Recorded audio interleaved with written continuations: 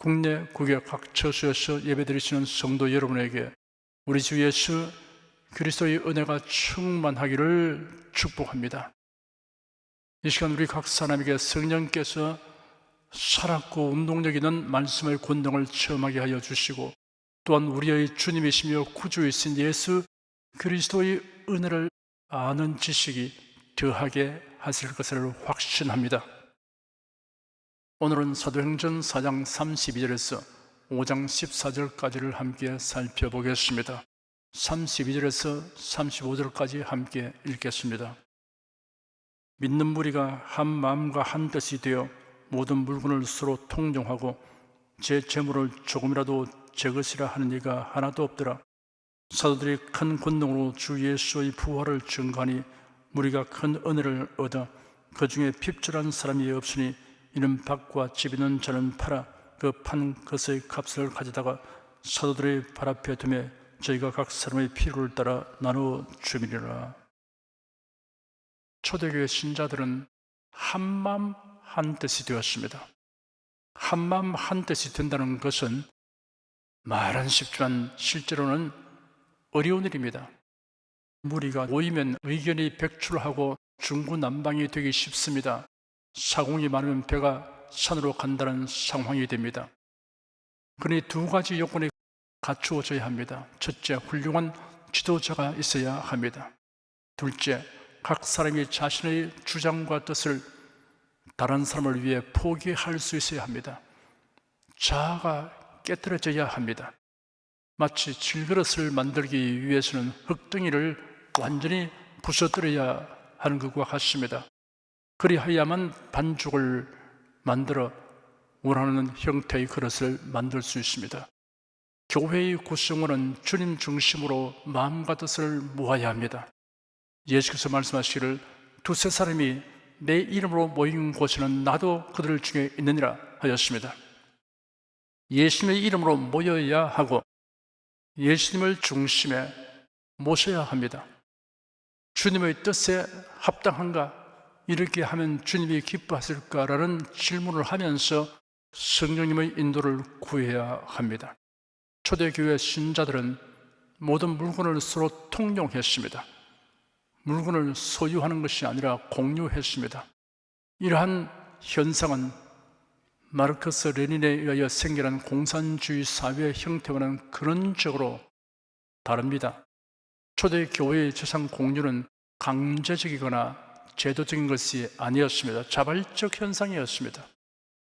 국가나 지방자치단체가 필요한 경비를 마련하기 위하여 국민으로부터 강제로 거두어들이는 조세 제도는 강제성을 띤 제도이긴 하지만, 공산주의 제도는 사유재산을 부정하고 재산을 국가가 공동으로 관리하고 소유하는 것입니다. 그러므로 이 둘은 현저하게 다릅니다. 초대교회의 재산 공유는 신앙심에서 발로되는 것이지만, 공산주의는 칼 마르크스의 변정법적 유물사원에서 출발된 것입니다. 마르크스는 인간의 역사를 움직여 온 것은 물질이라고 보았습니다. 어떠한 사회도 스스로 안고 있는 모순에 의하여 멸망하고 다음 단계로 변화한다는 변정법 논리를 유물론에 보탠 것이 변정법적 유물사관입니다. 마르크스는 인류 역사의 발전 단계를 다음과 같이 5단계로 구분하였습니다. 제1단계는 원시 공산제도의 사회이다. 시족사회 형태이다. 가족이 공동으로 노동하여 얻은 것을 공유하였다. 제2단계는 노예제도의 사회이다. 시족사회가 부족 단위로 규모가 커지면서 지배자와 피지배자가 생기게 되었다. 지배자는 사유재산을 가지기 시작했다. 사람의 욕심은 한이 없기 때문에 더 많은 재산을 얻기 위해 이웃 마을, 더 나아가 이웃 나라를 침범하여 사람들을 잡아와서 노예로 부리는 노예제도의 사회가 된다. 제3단계는 봉건주의 사회이다. 최고 지배계급 아래에 영주들이 있는 봉건사회로 발전하게 된다. 제4단계는 자본주의 사회이다. 상공업이 발전하면서 자본과 계급이 발달하여 봉건 전제군주 제도를 타도하고 자본주의 사회가 된다. 이 자본주의는 이윤을 얻기 위해 더 많은 상품을 만들고 이를 팔기 위해 시장을 넓히려고 경쟁하게 된다. 자본가는 국가 권력과 결탁하여 거대한 국가 독점 자본주의가 형성된다. 드디어 국가 독점 자본끼리 충돌하여 전쟁을 일으키게 되므로 몰락하게 된다. 결과적으로 보면 사유재산에 대한 욕망이 근본 문제이다. 그러므로 사유재산을 금지하고 모든 생산수단을 공동 소유하는 공산사회주의는 인류 역사 발전의 마지막 단계이다. 이러한 공산사회를 만들기 위해서는 혁명이 필요하고 혁명의 주체 세력은 노동자 계급이어야 한다.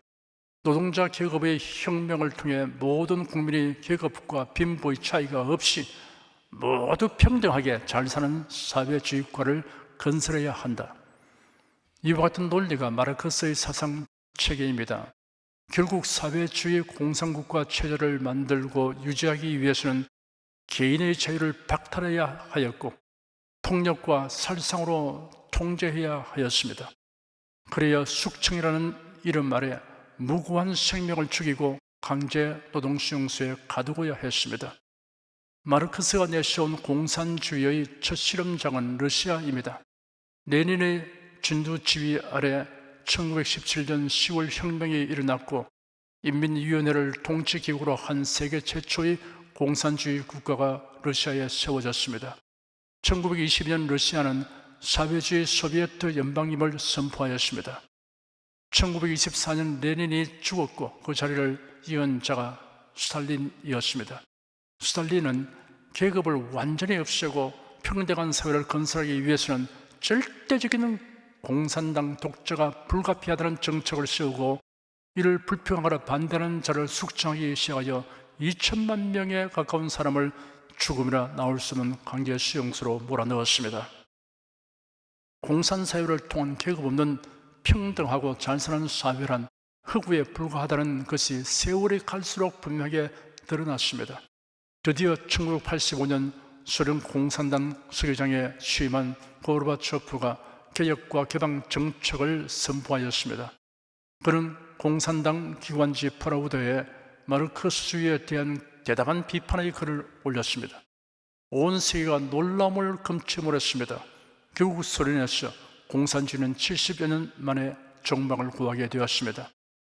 하나님을 부정하고 자유와 인권을 말살하는 사상과 체제가 얼마나 처참하고 비극적인가를 알게 하여 주는데 치른 대가는 너무나 큰 것이었습니다. 소련은 그 비극적 역사의 실험부대였습니다. 완전히 이상적인 사회란 이 세상에서는 이루어질 수 없습니다. 다만 비교적 가장 나은 사회는 자유민주주의, 자본주의, 시장경제 그리고 개인의 행복 추구의 권리를 인정하는 사회라는 것이 역사의 실험에서 입증되었습니다. 자신의 이익을 추구하는 이기적 성향이 전적으로 나쁜 것은 아닙니다. 벌과 나비가 이곳 저곳으로 부지런히 옮겨 날아다니는 목적은 꿀을 얻기 위한 것입니다. 식물이 꽃에 꿀을 생산하는 것은 꽃가루 화질을 위해 벌과 나비를 불러들이기 위해서입니다. 꽃에 꿀이 없다면 벌과 나비가 꽃향기를 즐기기 위한 목적으로 꽃을 찾아오지는 않을 것입니다. 인간의 이기적 성향과 사유재산에 대한 욕구를 무시한 평등주의는 근로의욕의 저하와 경영부실화와 기술의 낙후를 초래하게 되었습니다. 노동을 신성시하는 소련의 사회주의 체제는 국민들이 도리어 노동을 기피하게 되는 현상을 초래하게 하였습니다. 노력의 대서와 관계없이 격차 없는 임금을 주기 때문에 근로의욕이 저하되어 노동자들이 11분만 일하고 20일간은 보드카만 마셔서 알코올 중독자가 증가하고 노동력을 3분의 1만 사용함으로써 노동력 부족이라는 기현상이 일어나게 되었습니다. 1978년의 통계에 의하면 소련 국민이 텃밭에서 자기 경영으로 이윤을 추구하여 올린 생산고는 소련 전 농지에서 생산되는 감자 총 생산량의 61%, 야채 29%였습니다. 놀랍게도 이 텃밭의 면적은 소련 전 농지 면적의 1% 내지 2.6%에 불과하였습니다. 마르크스의 사상은 출발부터 잘못되었습니다. 첫째, 하나님의 존재를 부정하고 인간의 영혼과 정신을 인정하지 않았습니다. 둘째, 과학기술의 발전은 강구한 채 생산을 자본과 노동의 관계로만 이해하였습니다. 셋째, 공산혁명을 강제와 억압과 폭력으로 성취하려고 하였습니다. 혁명 주체 세력인 농민, 노동자들의 정치, 경제, 문화에 대한 지적 능력과 지도력의 부족을 간과하였습니다. 어쨌든 하나님을 부정하는 인본주의 사상에서 나온 제도와 체제는 개인의 자유와 인권을 박탈하고 유린하지 않을 수 없게 됩니다. 초대교회의 유무상통 행위는 아무도 강요하지 않았고 순전히 신앙심에서 우러나온 자발적인 것이었습니다. 그러므로 이를 기독교 초기 공산사회라고 일컫는 것은 경강부회이며 어불성설입니다. 36절, 37절 두 절을 함께 읽겠습니다. 구브로에서 난 레위 족인이 있으니 이름은 요셉이라. 사도들이 일컬어 바나바 번역하면 군이자라 하니 그가 밭이 있음에 팔아 값을 가지고 사도들의 발 앞에 두니라. 사도들과 성도들의 모임을 위해 집을 예배처소로 제공했던 여인은 나가의 어머니였습니다. 120명이 모일 수 있는 다락방을 가진 큰 가옥을 소유한 것으로 보아 상당한 부자였음이 틀림없습니다. 바나바는 나가의 삼촌이었습니다. 바나바 역시 상당한 재산가였습니다. 그는 밭을 팔아 상당한 금액을 사도들에게 가져왔습니다. 바나바는 지중해의 큰 서민 구브로 출신의 디아스포라 유대인이었습니다. 디아스포라는 흩어진 사람들이란 뜻으로 팔레스틴을 떠나 온 세계에 흩어져 살면서 유대교회의 율법과 관습을 지키는 유대인들을 가리키는 말입니다. 5장 1절에서 11절까지 함께 읽겠습니다. 아나니아라 하는 사람이 그 아내 삽비라로 더불어 소유를 팔아 그 값에서 얼마를 감추매 그 아내도 알느라. 얼마를 가져다가 사도들의 발 앞에 두니 베드로가 가로되 아나니아야 어찌하여 사단이 네 마음에 가득하여 네가 성령을 속이고 땅값 얼마를 감추느냐. 땅이 그대로 있을 때는 네 땅이 아니며 판 후에도 네 임의로 할 수가 없느냐. 어찌하여 이 일을 네 마음에 두느냐. 사람에게 거짓말 하는 것이 아니요 하나님께로다. 아나니아가 이 말을 듣고 엎드려져 혼이 떠나니 이 일을 듣는 사람이 다 크게 두려워하더라. 젊은 사람들이 일어나 시신을 사서 메고 나가 장사하니라. 3시간쯤 지나 그 아내가 그 생긴 일을 알지 못하고 들어오니 베드로가 가로되 그 땅판 값이 이것뿐이냐 내게 말하라 하니 가로되 예 이뿐이로라. 베드로가 가로되 너희가 어찌 함께 꾀하여 주의 영을 시험하려 하느냐. 보라 네 남편을 장사하고 오는 사람들이 발이 문 앞에 이르렀으니 또 너를 메어 내가리라 한데 곧 베드로의 발 앞에 엎드려져 혼이 떠난지라. 젊은 사람들이 들어와 죽은 것을 보고 메어다가 그 남편 곁에 장사하니 온 교회와 이 일을 듣는 사람들이 다 크게 두려워하느라. 참으로 안타깝고 슬픈 사건입니다. 예루살렘 교회는 신약 교회의 시작일 뿐 아니라 앞으로 세워질 모든 교회의 모태가 되는 교회였습니다. 그러므로 이 사건은 일벌백계의 의미를 지니고 있습니다. 이 사건의 시사하는 교훈은 명백합니다. 첫째, 땅판 대금의 일부를 하나님께 드린다고 했으면 칭찬받고 축복받을 일이었는데 땅판 대금 전부라고 속였습니다. 하나님을 속이는 것은 화근이 된다는 교훈을 주었습니다. 베드로가 말하기를 아나니아야 어찌하여 사탄이 네 마음에 가득하여 네가 성령을 속이고 땅값의 일부를 숨겼느냐. 땅이 네게 있을 때도 너희 것이었고 팔렸을 때도 네 마음대로 할 수 있지 않았느냐. 어찌하여 이 일을 네 마음에 두느냐. 너는 사람들에게 거짓말한 것이 아니라 하나님께 거짓말한 것이다 하였습니다. 둘째, 아나니아와 삽비라의 비극적 죽음에 관한 사건은 자발적이라 할지라도 재산 공유 행위란 상당한 위험을 내포하는 것이다 라는 교훈을 남겼습니다. 셋째, 이 사건은 자기 과시하려는 욕망이 하나님을 속이는 것이 되지 않도록 해야 한다는 중대한 교훈입니다. 하나님께 드림에 있어서는 자기 마음에 정한 대로 감사하며 드리는 것은 아름답고 훌륭한 일입니다. 그런데 아나니아와 삽비라는 다른 사람들에게 과시하려고 하여 사도들을 속임으로 인하여 화를 자초하는 것입니다. 자기의 존재를 인정받으려고 남에게 과장하여 보여주려는 심리적인 경향은 누구에게나 있을 수 있지만 이를 자제해야 합니다. 특히 하나님을 섬기는 일에 있어서 삼가야 합니다. 12절, 13절 두 절을 함께 읽겠습니다. 사도들의 손으로 민간의 표적과 기사가 많이 되매 믿는 사람이 다 마음을 같이하여 솔몬 행각에 모이고 그 나머지는 감히 그들과 상종하는 사람이 없으나 백성이 칭송하더라.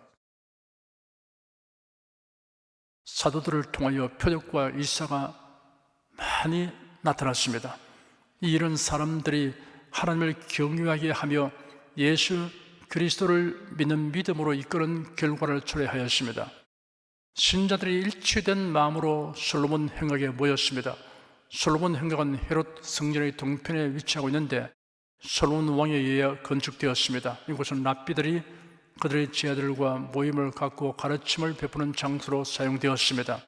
초대교회는 교회당이 없었기 때문에 신자들의 집회 장소로 사용되었습니다. 하나님의 사랑과 은혜로 인한 기쁨과 감동이 있는 신자들은 예배와 봉사와 전도를 위해 즐겁게 모입니다. 불신자들 중에는 초대교회에서 일어난 일들에 호감을 가지기는 하면서도 유대 정교 지도자들이 기독교인들에 대해 적대감을 나타내는 분위기에 눌려서 참여할 엄두를 내지 못하는 자들도 많이 있었습니다. 예수 그리스도를 믿고 싶지만 주위 사람들을 의식하여 결단하지 못하는 사람들이 있습니다. 신앙을 가지며 신앙생활을 하는 데는 결단력과 용기가 있어야 합니다. 교회가 처음 설립된 당시에는 사람들이 믿음을 가지게 하기 위하여 표적과 기사가 필요하였으나 복음이 널리 전파된 오늘날에는 그렇지 않으므로 기적이 나타나는 시대는 지나갔다라고 주장하는 이들이 있습니다. 일면은 그럴듯하나 이런 성경의 가르침이 아닙니다. 기적은 사람의 생각으로는 미루어 헤아릴 수 없는 기이한 일 또는 사람의 힘으로는 불가능한 일이 실제로 나타난 것을 가리키는 말입니다. 이런 의미로 살펴보면 사람은 항상 기적을 체험하면서 살고 있다고 해야 합니다. 우리가 살고 있는 지구는 지구의 축을 중심으로 서쪽에서 동쪽으로 회전합니다. 한 바퀴 도는데 24시간이 걸립니다. 자전 속도는 적도에서 시속 약 1660km, 초속으로는 약 460m입니다. 여객기 비행 속도의 2배이고 KTX 고속열차 주행 속도보다 5배 이상입니다. 지구는 태양의 주위를 365일 5시간 48분 46초에 한 바퀴 선회합니다. 거리는 8억 4천 km입니다. 초속 약 30km로 공전하고 있습니다. 가장 빠른 총알보다 약 30배 더 빠른 속도로 태양 주위를 공전하고 있으나 1년에 1초의 1000분의 1도 틀리지 않습니다. 이처럼 지구가 자전과 공전 운동을 하는 추진력과 정확한 궤도와 속도를 변함없이 유지하는 것은 사람으로는 기적이라고 형용할 수밖에 없습니다. 사람들은 이를 자연법칙이라고 합니다. 그렇다면 자연법칙은 누가 주신 것입니까? 창조주 하나님 있습니다. 지구뿐 아니라 모든 천체에서 보게 되는 질서와 조화는 사람에게는 모두 기적입니다. 태양과 지구와 달의 거리와 크기, 태양의 온도, 대기권의 깊이, 대기를 구성하는 기체들의 종류와 분포도, 바다와 육지의 크기, 비율, 바닷물에 녹아있는 소금의 농도 등 그 중에 하나라도 상태가 변하면 사람뿐 아니라 생명체는 멸절될 수밖에 없습니다. 물질의 기본 입자와 세포의 유전자에 대하여도 알면 알수록 신비의 영역이 더욱 넓고 크다는 사실에 놀라고 감탄하게 됩니다. 이처럼 사람의 지각과 능력 밖에서 하나님께서 인생들을 위하여 주관하고 섭리하신 일을 우리는 기적이라고 형용합니다. 이런 엄청난 일들에 비하면 우리가 일상에서 개인적으로 경험하는 기적은 오히려 작은 일입니다. 믿고 강구하는 자가 기적적 응답을 체험하는 일이 오늘날에는 일어나지 않는다고 단정할 이유가 없습니다.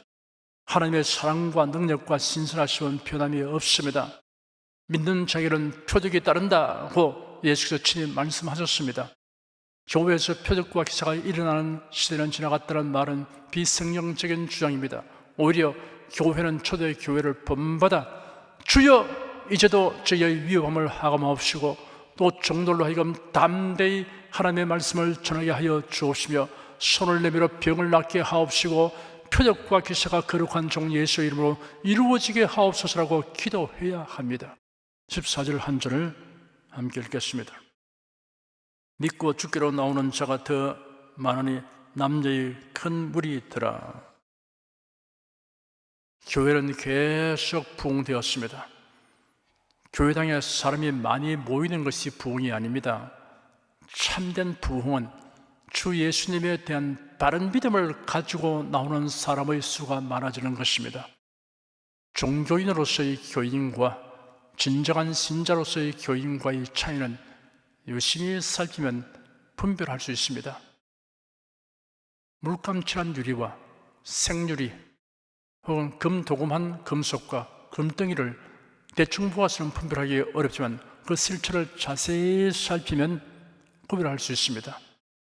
진정한 그리스도인은 복음을 혼잡하게 하는 비성경적 가르침을 단호하게 배격합니다. 진정한 그리스도인은 어떤 상황에서도 그리스도를 떠나지 아니합니다. 변함없이 그리스도를 사랑하고 섬깁니다. 진정한 그리스도인은 만사의 판단 기준이 성경입니다. 자신이 관계하거나 소속된 세상적 조직체의 이익을 생각하기 전에 과연 성경에 합당한 것이 무엇인가라고 묻습니다. 사도행전 4장 4절에는 말씀을 들은 사람 중에 믿는 자가 많으니 남자의 수가 약 5천이나 되었더라라고 하여 남자들만을 언급하였는데 여기 5장 14절에는 믿고 주께로 나오는 자가 더 많으니 남녀의 큰 무리더라라고 여자들을 포함하여 언급했습니다. 여자들이 차지하는 비중이 높아졌음을 의미합니다. 교회의 신자 중에 남녀 숫자를 대비하면 대체로 여자가 훨씬 많습니다. 천국에는 남자의 수가 적어서 기죽을 것이다 혹은 희소 가치를 갖게 되어 기고만장할 것이다 라고 생각하는 것은 모두 난센스입니다. 예수께서 말씀하시기를 너희가 성경도 하나님의 능력도 알지 못하는 거로 오해하여도다. 부활 때는 장가도 아니가고 시집도 아니가고 하늘에 있는 천사들과 같으니라 하였습니다. 이 세상에서의 혈연이나 사회적인 유대 관계가 천국에서는 어떤 상태로 존재할 것인가에 대하여는 자세히 계시되어 있지 않으니 상상하고 추리해 볼 뿐입니다. 분명한 것은 이 세상에서의 유대 관계보다 매우 차원 높은 상태일 것이 분명합니다. 이왕에 부활 이야기가 나왔으니 부활한 성도의 몸의 상태에 관하여 성경에 계시된 말씀에 근거하여 정리하여 말씀해 드리겠습니다. 썩을 몸이 썩지 아니할 몸으로 변화됩니다. 욕된 몸이 영광스러운 몸으로 변화됩니다. 약한 몸이 강한 몸으로 변화됩니다. 육의 몸이 신령한 몸으로 변화됩니다. 흙에 속한 자의 형상이 하늘에 속한 자의 형상으로 변화됩니다. 죽을 몸이 죽지 아니하는 몸으로 변화됩니다.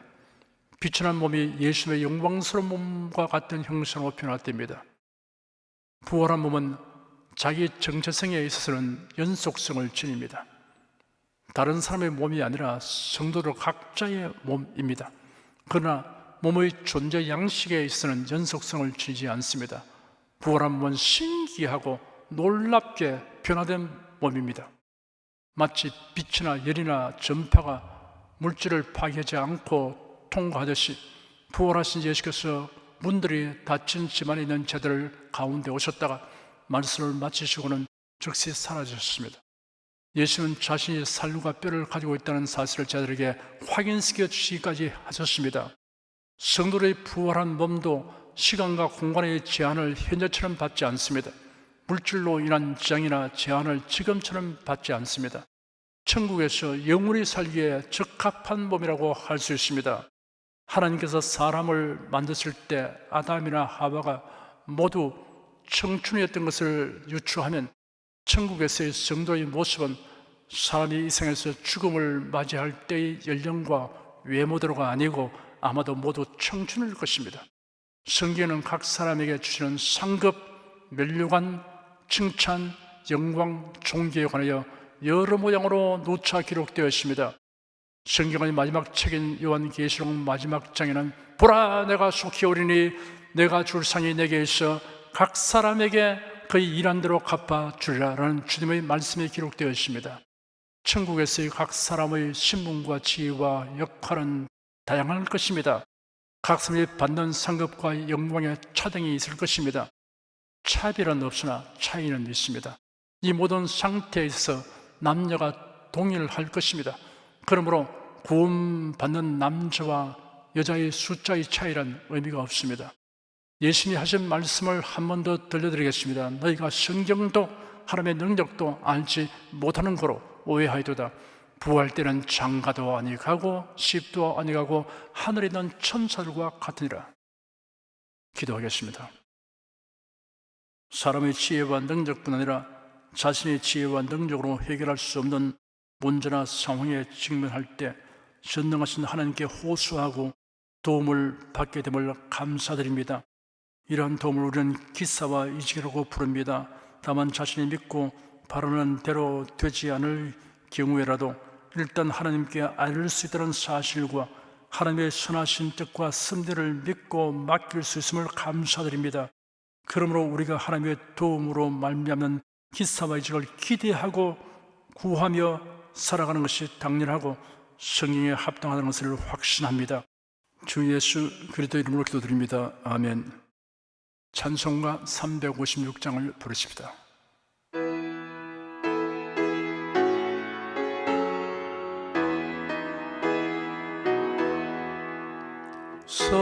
성자의 귀한 몸 날 위하여 버리신 그 사랑 고마워라. 내 머리 주 앞에 조아려 하는 말 나무어 주님께 바치리까. 지금도 날 위해 간구하신 이 어떤 믿음이 아옵나니. 주님의 참사랑 고맙고 놀라워 찬송과 기도를 쉬지 않네. 고난의 십자가 나도 지고 신실한 믿음과 마음으로 형제의 사랑과 친절한 위로를 네게 나 베풀게 하옵소서. 만 가지 은혜를 받았으니 내 평생 슬프나 즐거우나 이 몸을 온전히 주님께 바쳐서 주님만 위하여 늘 살겠네. 아멘. 여러분 중에 아직 예수 그리스도를 영접하지 아니하신 분이나 예수 그리스도만이 구세주이시다 라는 믿음을 가지지 아니하신 분은 지금 저를 따라서 신앙 고백 기도를 하십시오. 신앙 고백하는 유익과 복됨과 즐거움을 누리기 원하시는 성도 여러분도 따라서 기도하십시오. 하나님 아버지, 저를 불러주니 감사합니다. 예수께서 십자가에 못 박혀 죽으시고 죽음에서 부활하심으로 저희 모든 죄를 사하여 주시고 저를 구원해 주니 감사합니다. 예수님은 나의 구세주이시며 하나님이시며 주님이심을 믿고 고백합니다. 변함없이 하나님을 경외하고 사랑하고 의지하며 살겠습니다. 힘써 복음을 전하며 살겠습니다. 예수님 이름으로 기도드립니다. 아멘. 여러분 가슴에 손을 얹으십시오. 병장한 분들은 아픈 곳에 믿음의 손을 얹으시기 바랍니다. 너희 중에 병든 자가 있느냐? 위하여 기도할지니라. 믿음의 기도는 병든 자를 구원하리니 주께서 저를 일으키시리라. 이러한 성경 말씀에 의거하여 우리가 하나님께 신주를 간구하오니 응답하여 주시옵소서. 병들어 고통하는 자들을 불쌍히 여기시고 치료하여 주시옵소서. 상한 몸, 약한 몸, 병든 몸을 다 고쳐 주시옵소서. 예수 그리스도 이름으로 명한다. 병만아 물러가라. 통증과 염증은 나을지어다. 암과 종양은 소멸될지어다. 각종 장애는 치유될지어다. 예수 그리스도 이름으로 명하노라. 지금 낫게 될지어다. 순식간에 나을지어다. 생활에 다가오는 풍파는 고요하고 잠잠하게 하여 주시옵소서. 모든 일에 항상 모든 것이 능력하여 드리고 베푸는 일을 풍성하게 행하도록 하여 주시옵소서. 슬픈 일을 당한 성도들에게 주님께서 손 내밀어 붙들어 주시고 주님의 음성을 들려 주시옵소서.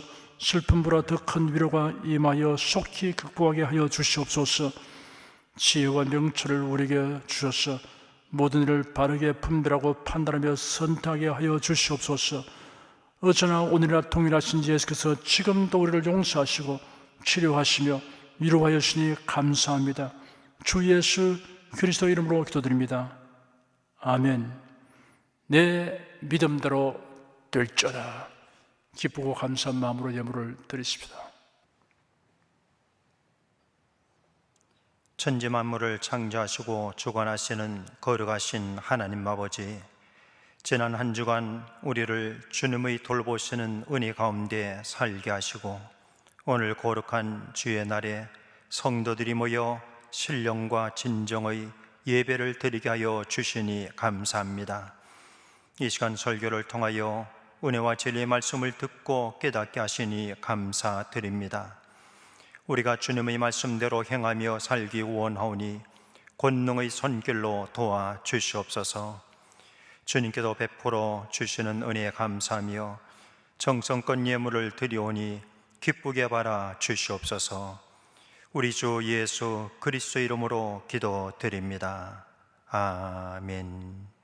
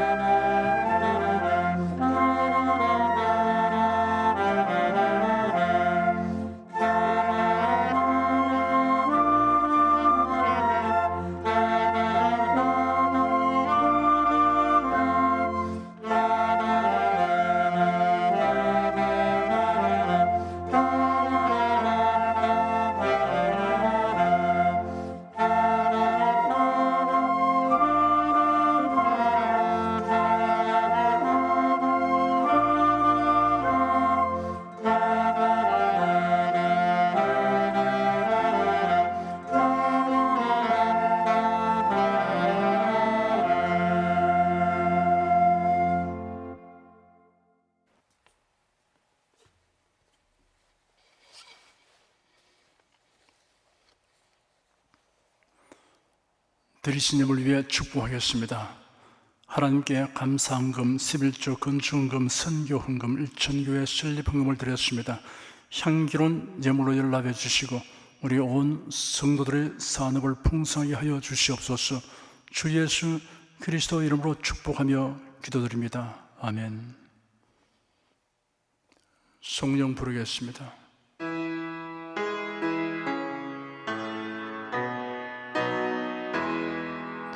성부 성자 성령께 찬송과 영광 돌려보내세. 대초로 지금까지 또 영원 무궁토록 성삼위께 영광 영광. 아멘.